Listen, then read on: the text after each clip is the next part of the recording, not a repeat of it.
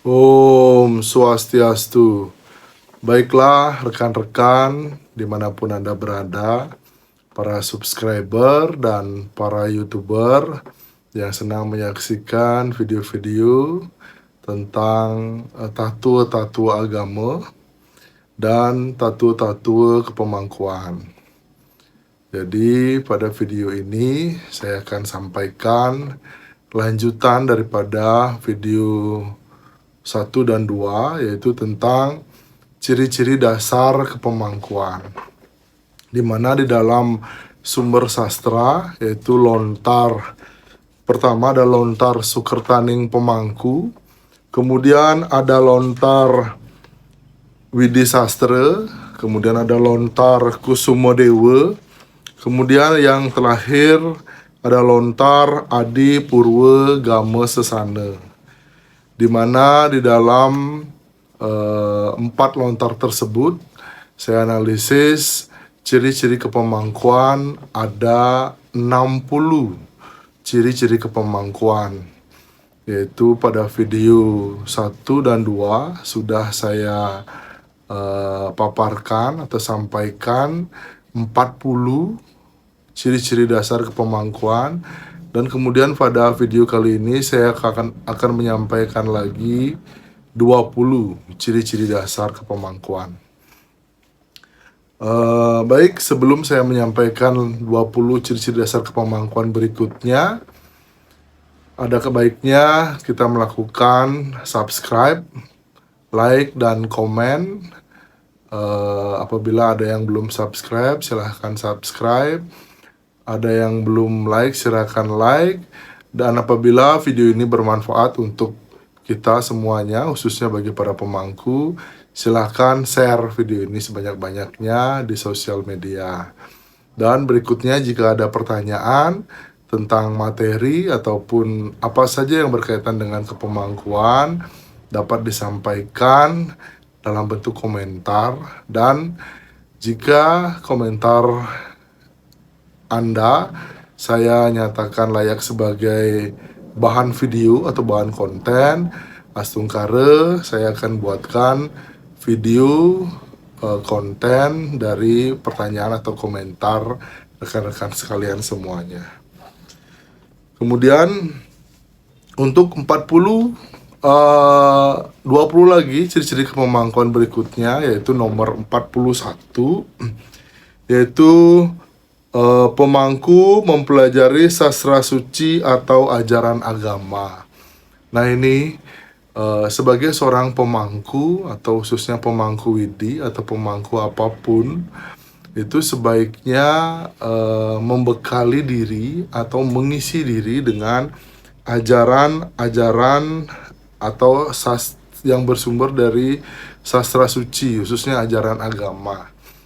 Karena berkaitan dengan tugas pemangku itu melayani masyarakat. Jadi apa yang saya sampaikan sebelumnya, pemangku itu selain mengemong ide betara, pemangku juga mengemong masyarakat. Nah ini cara mengemong masyarakat pastinya ada berbagai macam pertanyaan tentang agama yang disampaikan oleh masyarakat kepada pemangku. Nah, agar pemangku juga bisa memberikan pemahaman dan penjelasan secara benar. Jadi tidak hanya pemangku mengetahui ajaran itu, tapi juga memahami secara benar. Misalkan jerumangku, besok odalan saya ketemu Purnama niki tanggal Purnama ini, apa yang harus saya lakukan. Jadi pemangku agar memberikan jawaban sesuai dengan sastra yang ada. Jika puja wali ketemu Purnama itu apa, jadi bisa memberikan solusi atau saran yang baik pada masyarakat. Jadi pemangku ini wajib, pemangku ini harus mempelajari sastra agama, membekali diri atau mengisi diri dengan sastra-sastra agama. Jangan sampai pemangku dasar agama Hindu saja tidak tahu. Dasar agama apa jerumangku? duh, dasar agama apa ya? Gitu. Jadi harus tahu dasar agama Hindu apa. Karena zaman sekarang itu kita melihat berbeda dengan zaman yang dulu. Zaman dulu itu mungkin orang melihat karismatik.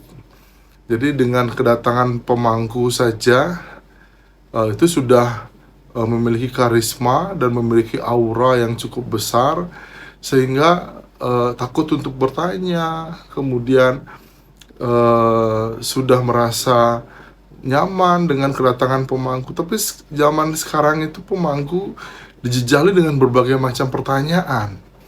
Kalau seandainya pemangku tidak memahami ajaran agama atau ya membaca sastra-sastra suci lah, apa yang dipakai untuk menjawab oleh pemangku? Karena perubahan zaman itu menuntut pemangku itu lebih menjalankan swadharma dengan baik. Kemudian pemangku mengucapkan mantra. Nah, ini sudah biasa. Pemangku mengucapkan mantra sudah biasa, baik itu ketika mengaturkan upacara, yaitu untuk melayani masyarakat dalam upacara keagamaan. Nah, pemangku juga saya tekankan, di samping mengucapkan mantra, sebaiknya pemangku mengetahui apa makna daripada mantra tersebut. Jangan sampai wong guru dewa, guru rupam, guru madya, guru purwam, guru pantaram dewam, dan lain sebagainya. Tanya juru mangku, nabi sebenarnya artinya mantra nih ke. Nah, ya kalau memang mantra ya dijelaskan artinya begini. Kita memuja para dewa, kita mengagung-agungkan para dewa. Dengan puji-pujian itu kita berharap agar dewa merasa senang. Ketika dewa merasa senang, muncullah berkah, misalnya seperti itu.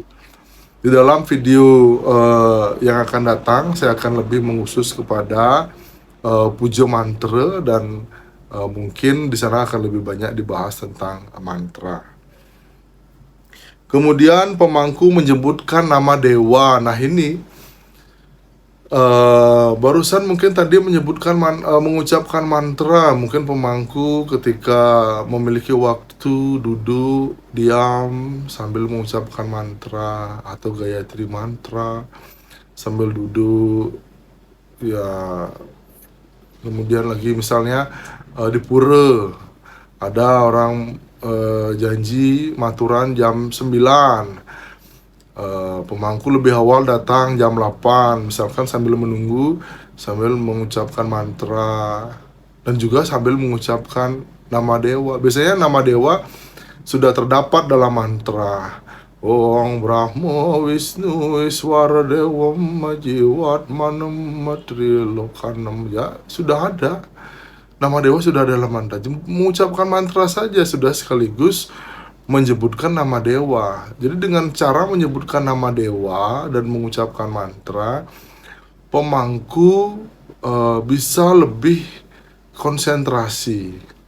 Pemangku bisa merasa lebih dekat dengan ide betara. Karena mantra itu adalah doa-doa yang suci.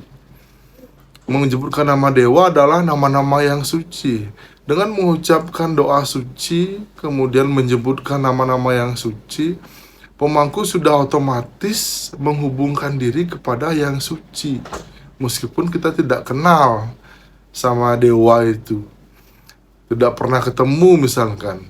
Tapi ya, dewa itu atau ide betara adalah sumber kesucian. Ketika pemangku bisa menyebutkan mantra-mantra suci, nama-nama suci, berarti pemangku sudah berhubungan dengan hal yang suci juga.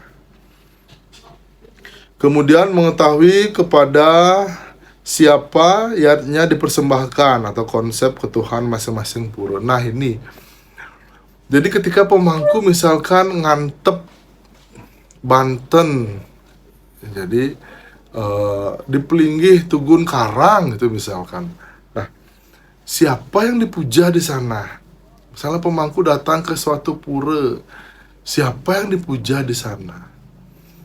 Harus diketahui, harus dipahami dulu, agar konsentrasi pemangku bisa tercapai ke sana. Misalkan Siwa yang dipuja, misalkan pura dalam yang dipuja Durga, misalkan ada misalnya pura penataran gitu, misalnya dalam penataran misalnya dipuja Siwa Durga dan Nareswari, atau di Tugun Karang yang dipuja adalah Durga. Jadi biar masuk, biar tidak nanti konsentrasinya ketika nedunang Ide Betara nggak cocok, jadi harus sesuai. Jadi pemangku harus mengetahui siapa yang dipuja. Memang secara umum yang dipuja adalah Siwa. Jadi agama kita adalah agama Siwa Siddhanta, Siwa Buddha. Jadi pasti umum Siwa. Tetapi lebih spesifik secara turunan dari konsep teologi, Siwa pasti ada mungkinnya percabangan-percabangannya. Mungkin ada Durga, mungkin ada Dewi Sri, Sambur Sedana gitu misalnya, turunan-turunannya. Misalkan di mantap upacara di bank gitu misalnya, sedangkan bank itu adalah tempat berjualan seperti pasar. Jadi pasti yang kita puja itu beliau agar usahanya diberkati. Kemudian berikutnya 45, menjelaskan dan memberikan pemahaman tentang pengetahuan agama yang tepat kepada masyarakat. Nah, seperti tadi yang saya bilang, ketika pemangku sudah belajar agama atau mengisi diri dengan ajaran-ajaran agama, ajaran-ajaran yang suci, ketika ada masyarakat datang memohon bimbingan, rumahku niki anak tiang nakal sekali, gimana caranya?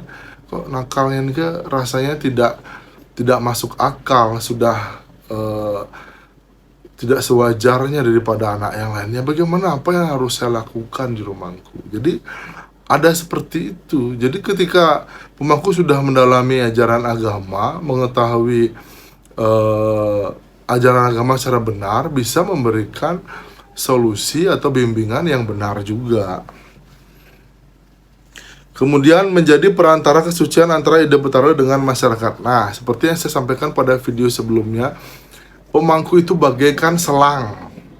Jadi Ide Betara sebagai pusat towernya, pusat air, pusat penampungan air. Pemangku adalah selangnya atau pipanya. Masyarakat adalah penerima air tersebut. Nah, begitulah pemangku. Jadi bagaimana caranya, yang video di awal berkaitan dengan kesucian, bagaimana caranya pemangku menjaga kesucian agar kesucian air ini adalah kemurnian air ini tidak ternodai kemurniannya. Jadi pemangku sebagai perantara kesucian. Oleh karena itu pemangku juga harus menjaga kesucian diri. Merasakan energi dewa atau energi halus. Nah, ini di zaman teknologi ini, hal-hal seperti ini, hal-hal seperti ya merasakan energi dewa, merasakan energi halus, itu kalau kita bilang tabu ya tabu. Kalau kita bilang tidak tabu, ya saya merasakan kok energi dewa. Nah, dibilang kita nenek anak ngai-ngai dibilang. Tapi kalau kita merasakan energi dewa merupakan sebuah rahasia. Jangan dia bilang, weh kemarin saya merasakan dewa itu datang di depan saya gitu. Jangan dibilang-bilang. Jangan dibilang-bilang. Jadi itu menyombongkan diri namanya. Kalau memang pemangku yang benar-benar menjalankan sebagai pemangku, ketika ngantep pun ada angin mendesir, jadi ini betara rauh ampun. Ntar selesai itu bilang, ini betara betara gitu. Oh, dewanya sudah datang, betaranya sudah datang, ayo segera. Jadi jangan menyombongkan diri seperti itu. Cukup dirasakan saja, karena pemangku hanya merasakan saja. Pemangku diberikan tugas untuk merasakan saja sesuai dengan isi lontar ini. Pemangku cukup merasakan saja, tidak perlu dibilang sama orang lain, tidak perlu digembor-gemborkan. Tidak perlu diceritakan, pemangku cukup merasakan. Rasakan dalam hati. Coba merasakan, kalau bisa dalam duduk hening ketika ngantep itu merasakan kayaknya ada sesuatu itu, ya cukup dirasakan, pemangku yang merasakan. Dan ketika pemangku merasakan, disimpan dalam hati, ya kadang kalau pengalaman saya, kadang yang punya yang punya pura, kadang yang punya merajat, wah jero mangku tunian ke tadi itu rasanya lain sekali, rasanya Banten saya ini sudah diterima rasanya gitu. Oh nggih ya, semoga jangan ya gitu aja, semoga diterima, semoga sehat, semoga sejahtera semuanya, cukup itu saja. Nggak perlu, oh iya tadi orang saya rasakan kok betara itu hadir gitu. Nggak perlu seperti itu. Ya, hanya dalam lontar sudah disebut pemangku hanya merasakan saja. Tidak ada disebutkan pemangku mengatakan, itu nggak ada. Pemangku menyombongkan diri. Nggak ada disebutkan seperti itu. Pemangku hanya disuruh merasakan saja, cukup. Ya. Mampu menetralkan energi dengan energi tubuh. Nah ini biasanya kalau ketika selesai ngantep, ada proses nyunyang ide betara, atau ngantap caru atau apa yang tadinya riuh, hiruk pikuk gitu, misalkan dengan ada suara kulkul dung dung dung dung dung dung, ada suara pertetabuhan. Nah setelah itu bagaimana caranya pemangku menetralkan dengan energi tubuhnya. Jadi pemangku mengeluarkan energi tubuh, yaitu atau menyerap energi dan dinetralkan dengan energi tubuhnya.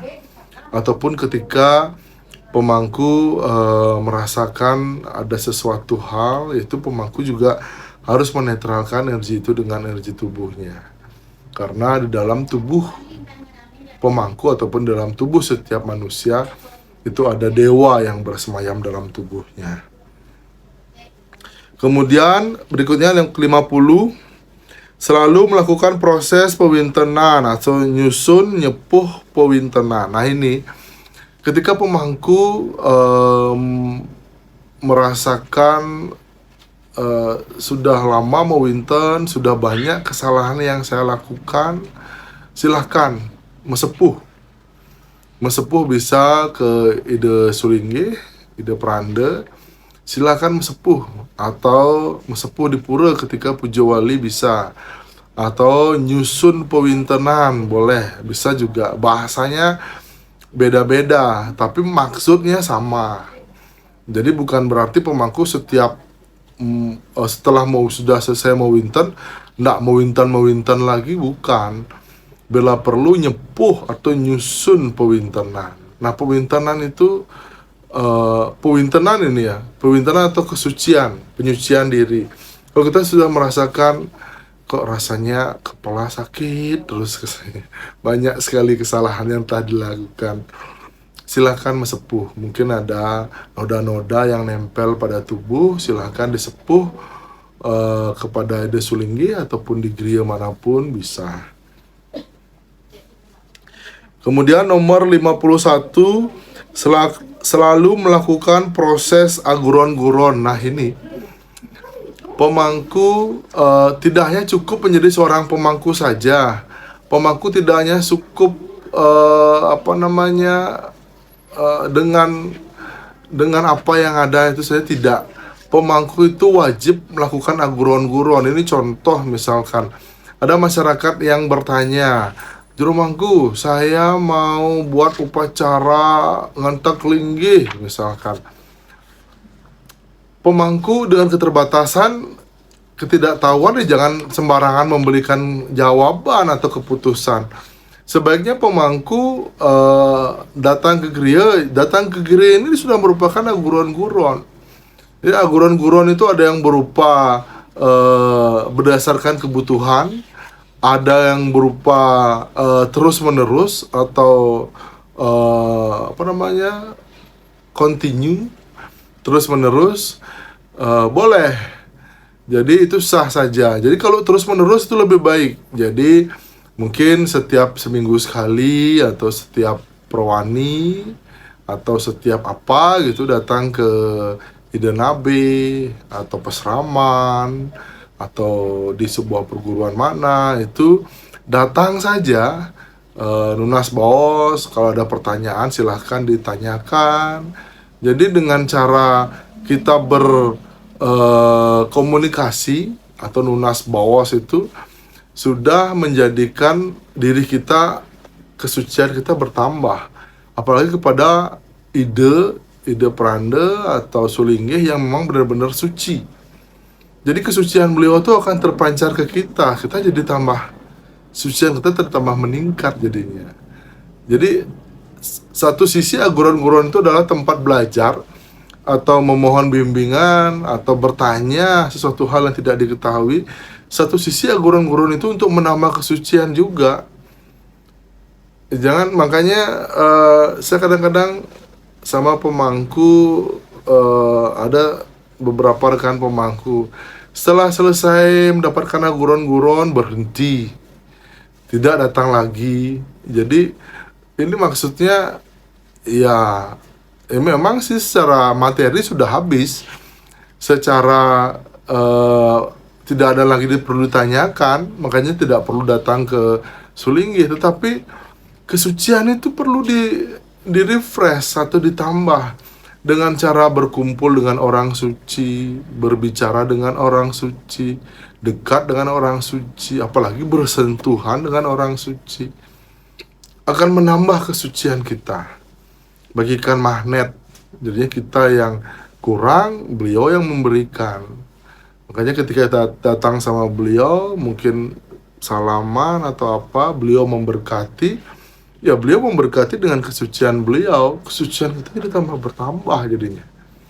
Ya, makanya saran saya kepada rekan-rekan pemangku yang memang sudah selesai menempuh pelajaran di Pesraman ataupun di perguruan, datang terus, jangan berhenti, datang terus, karena itu akan menambah kesucian kita atau menambah kesucian Anda.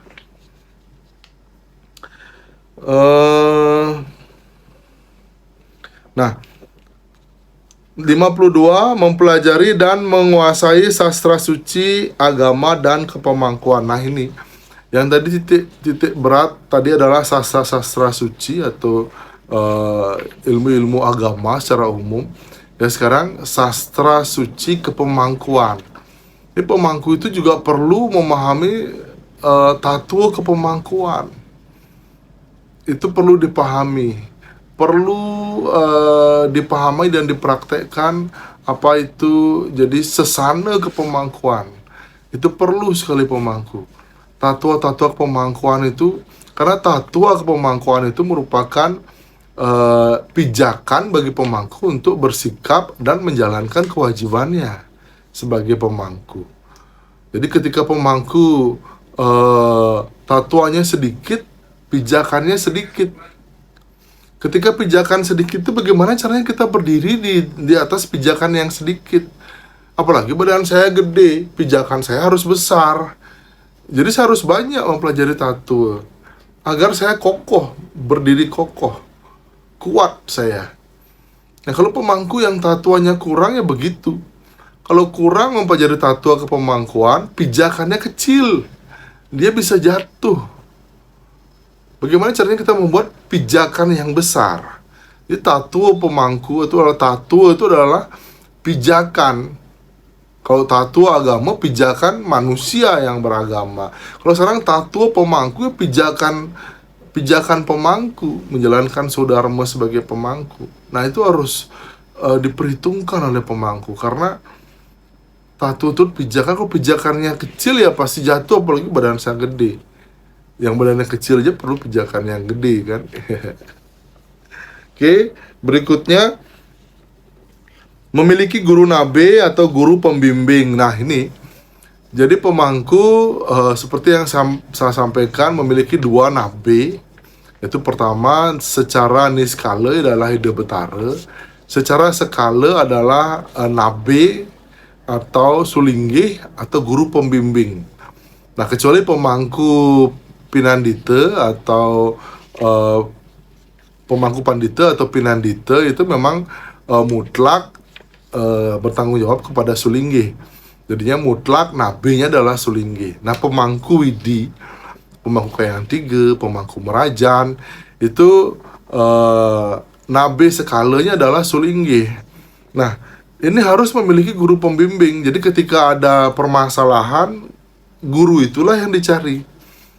Guru ini harus satu.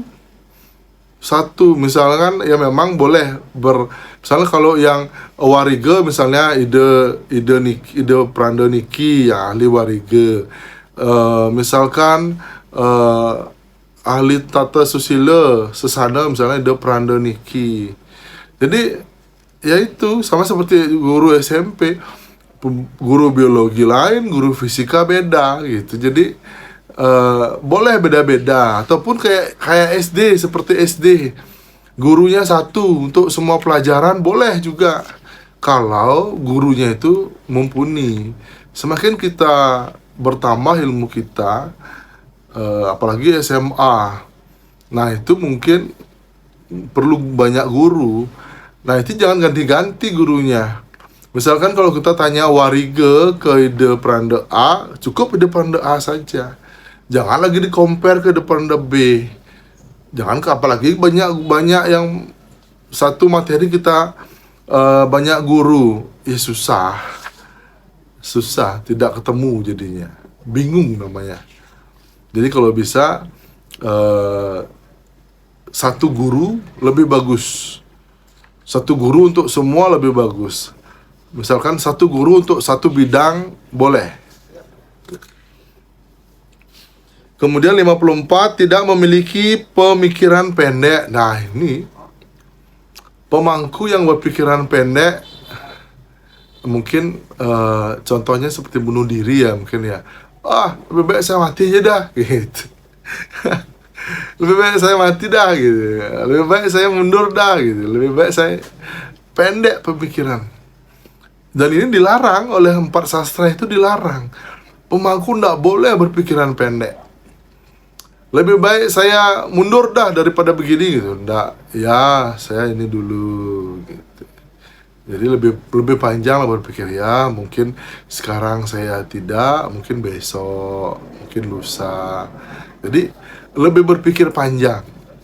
Apalagi pemangku yang benar-benar meninggalkan duniawi, ndak ada pikiran pendek panjang, ya udah santai aja menerima karena tidak terbelenggu oleh duniawi. Kalau pemangku yang masih muda, misalnya kayak saya masih muda, masih ya, mencari ekonomi lah, jadi masih berpikiran panjang. Ya kalau ndak ada subscriber ya nggak apa-apa, yang penting buat video rajin gitu kan. Ya nggak ada yang nonton ya nggak apa-apa gitu, yang penting buat video, siapa tahu berguna. Kalau ndak sekarang ya mungkin tahun depan ada yang nonton gitu kan. Jadi berpikiran panjang, nggak perlu pikiran pendek. Wah, ada nemu balik video, ada subscriber gitu kan. Jadi pendek pikirannya, jangan, nggak boleh ya. Jadi semoga aja banyak yang nonton. Oke. Kemudian 55, tidak bertindak sesuka hati. Ya ini duniawi sekali dan manusiawi sekali. Kadang-kadang manusiawi sekali, pemangku adalah manusia juga, pemangku juga manusia. Jadi bertindak sesuka hati. Jadi apa ya, sekarang orang Bali bilang nganggoang kita, nganggoang kena. Ya tidak diizinkan, di dalam sasana tidak diizinkan. Jadi pemangku itu harus lebih baik mengkonfirmasi kepada siapa. Misalkan ada yang bertanya, pemangku, benjang ada pejating ya, makin dumun tiang cingak tiang dumun surat mendaging napitan nih ke surat misalnya ngeluk merana, misalnya pemangku niki segan pancawarna tapi segan putih gitu misalkan, makin dumun cingak dia dumun surat. Jadi pemangku tidak boleh gegabah, tidak boleh suka pancawarna ke gaya mencawar sengengken. Jadi kalau memang tidak pasti ya jangan. Kalau sudah pasti dan memang itu memang benar-benar boleh, silakan. Itu bukan sesuka hati namanya, karena ada sumber yang menyatakan dan ada kepastian. Dan di sesuka hati ini yang tidak pasti ini dan pemangku memastikannya gitu, membuat hal itu jadi pasti. Mana ya, agak pemangku tidak boleh berperilaku tidak ada sumbernya, itu intinya. Jadi sesuka hati jadinya. Kemudian 56, tidak berperilaku seperti binatang. Waduh, nah ini kalau berperilaku seperti binatang, mungkin kalau kita bisa contoh adalah binatang ya makan, tidur satu tempat misalnya. Makan di sana, tidur di sana, nyuci di sana, mandi di sana. Ya, itu kayak binatang ini ya, perilaku seperti binatang. Ataupun perilaku seperti binatang itu seperti tadi, tidak ada sumbernya, tidak ada dasarnya. Jadi pemangku sangat tidak diperbolehkan berperilaku seperti binatang. Hanya melakukan amusti karana. Nah, pemangku ini berkaitan 57 dan 58, tidak melakukan mudra petetanganan. Nah ini pemangku sudah jelas di dalam sastra disebutkan pemangku tidak boleh melakukan mudra atau petetanganan. Ya, petetanganan yang yang apa itu saya juga tidak bisa ini. Jadi pemangku hanya boleh amusti karana. Ini pun sudah namanya giri mudra. Kalau pemangku memudra dan memudra apa ini? Mudra saya apa? Giri mudra namanya. Hanya amusti karana saja atau giri mudra. Nggak boleh sang, bang, tang, apa dan lain sebagainya, rapat, nggak boleh. Jadi itu sudah agama-agaman Sulinggi dan itu sudah merupakan bagian dari arga patra. Yang seperti ini itu tadi, petanganan itu sudah digantikan oleh sesontengan. Lebih enak malahan ngomong sesontengan daripada gini-gini. Salah nanti kan, masuknya kemana tangannya kan salah nanti. Lebih baik nyonteng. Jadi kalau Sulinggi beliau menyampaikan maksud daripada tujuan upacara dengan cara petetanganan. Kemudian kalau pemangku menyampaikan tujuan upacara dengan cara nyonteng atau menyampaikan secara langsung, bahasa langsung. Nah ini sudah. Kemudian 59, dapat melakukan konsentrasi penuh kepada ide betara ketika ngantep. Nah ini, jadi pemangku ketika ngantep itu harusnya dapat melakukan konsentrasi yang penuh.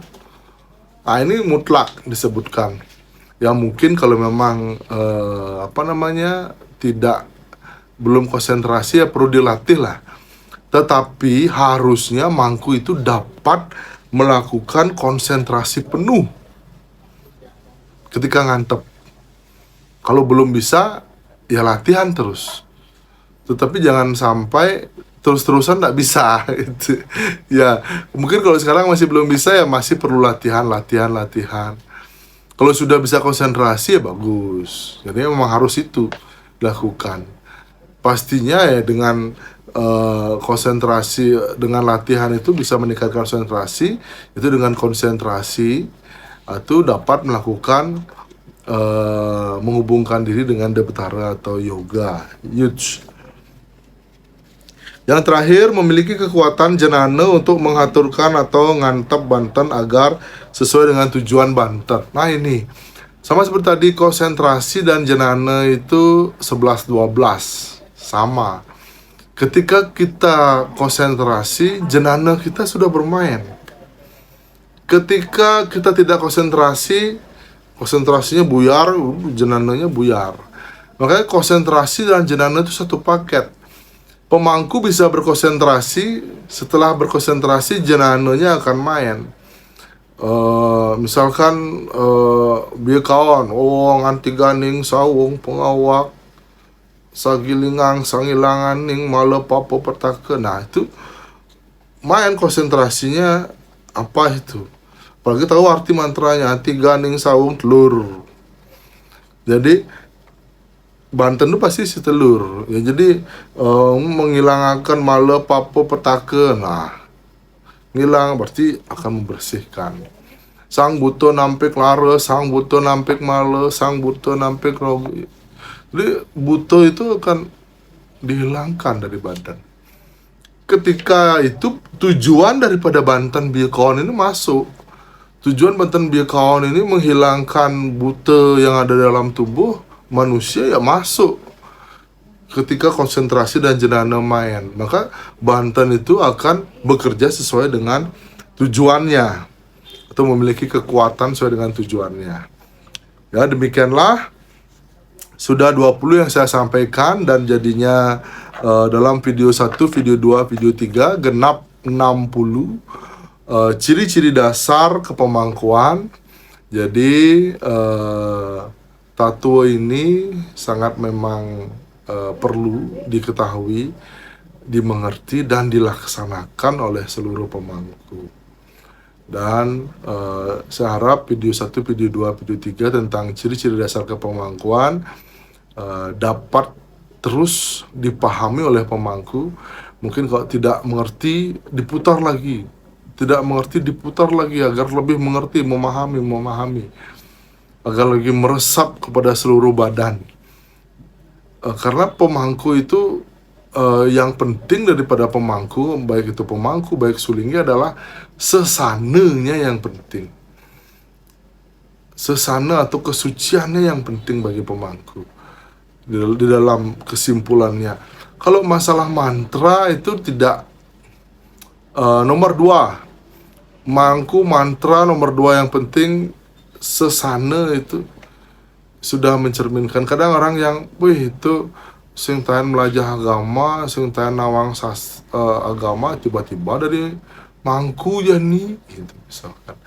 Tapi ketika orang itu jadi mangku, dia menjalankan sesana yang ada. Jadi ciri-ciri ini dijalankan. Jadi dia malah